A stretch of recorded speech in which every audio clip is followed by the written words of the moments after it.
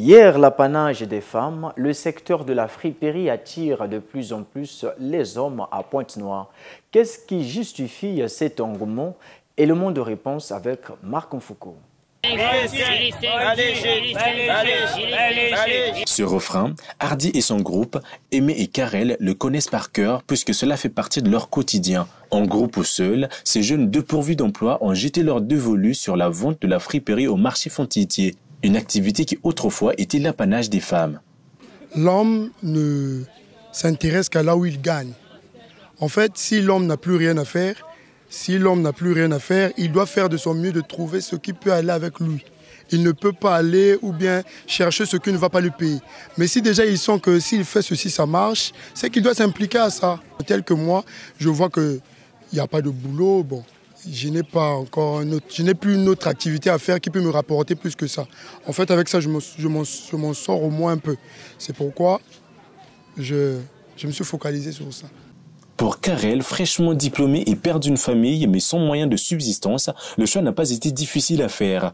Autant affronter les aléas du marché plutôt que mourir de faim, encore moins user de violence pour subvenir à ses besoins. On va à la friperie pour se débrouiller.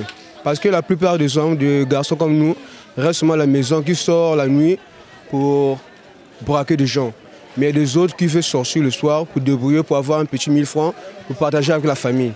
Au lieu d'aller braquer des gens, faire n'importe quoi, mais nous sortons le soir, le matin, pour venir ici vendre des habits, crier, pour que nous puissions avoir 1000 francs ou bien 2000 francs pour se débrouiller, quoi. Tenez-vous bien, ces jeunes ne sont pas tous propriétaires de stands dans ce marché de fortune situé derrière le mur de clôture de l'église Saint-Jean-Bosco.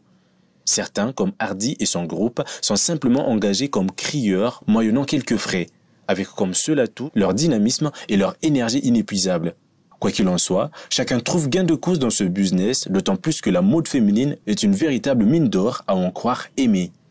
Quelqu'un lui attend tous les jours. Quand fait un soumba tous les jours, fait un lui attend tous les jours. Quand vient de bagarre, la soumba boubou, un mois, 2 mois, mais quand fait un soumba tous les jours, ça va quand même marcher malé. Le courage et la créativité de ces jeunes ne laissent pas indifférentes les vendeuses et même les habitués de ce marché.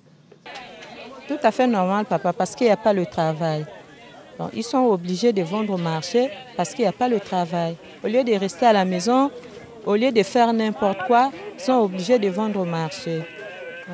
Il y a des gens qui ont des diplômes, qui n'ont pas de boulot, donc au lieu de rester à la maison, ils ont préféré de venir vendre avec nous pour chercher un peu d'argent, pour manger. C'est à cause de ça. Donc ça me fait très mal, ça me dérange beaucoup. Dans tout travail, il y a du profit, mais l'oisiveté est la mère de vice. Il serait peut-être temps que d'autres jeunes oisifs et mordus de la violence jusqu'ici emboîtent le pas.